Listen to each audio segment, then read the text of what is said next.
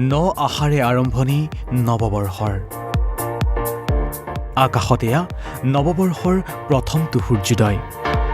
দুৰ্যোগ আৰু দুৰ্ভাৱনাৰ মাজেৰে পাৰ হ'ল এটা বছৰ।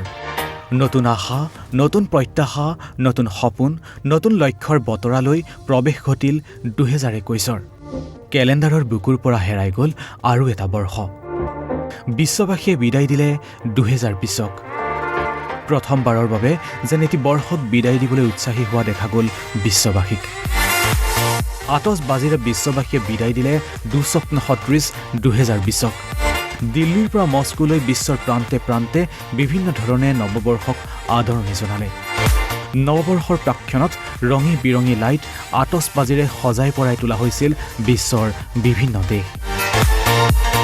এয়া নিউজিলেণ্ডৰ দৃশ্য। আতচবাজী, লাইট আৰু লেজাৰ শ্ব'ৰ সৈতে 2021 চনক স্বাগতম জনালে নিউজিলেণ্ডবাসীয়ে। আলোকসজ্জাৰে সজ্জিত কৰি তোলা হৈছিল অকলেণ্ডৰ স্কাই টাৱাৰ।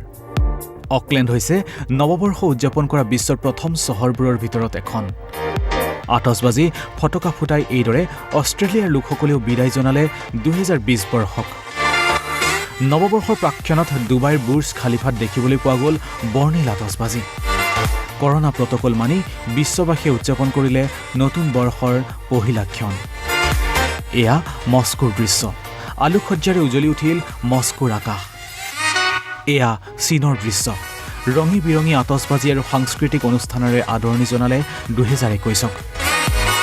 ভাৰতৰ কেইবাখনো ৰাজ্যত সান্ধ্য আইন আৰোপ কৰা হৈছিল যদিও নিশা ৰাজপথলৈ ওলাই আহিল একাংশ লোক। গোৱা, পাটনা, ভূপালত একাংশ লোকে গীতৰ তালে তালে নাচি বিদায় দিলে 2020-ক। এয়া গোৱাৰ দৃশ্য।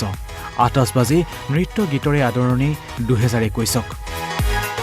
গোৱাত সহস্ৰাধিক লোকে সমুদ্ৰৰ পাৰত গৈ উপভোগ কৰিলে 2020 বৰ্ষৰ অন্তিমটো মুহূৰ্ত। সকলোৰে এটাই আশা, নতুন সম্ভাৱনাৰ বছৰ হওক 2021। আমিও সকলোলৈকে জনালোঁ 2021 বৰ্ষৰ হিয়াভৰা শুভেচ্ছা।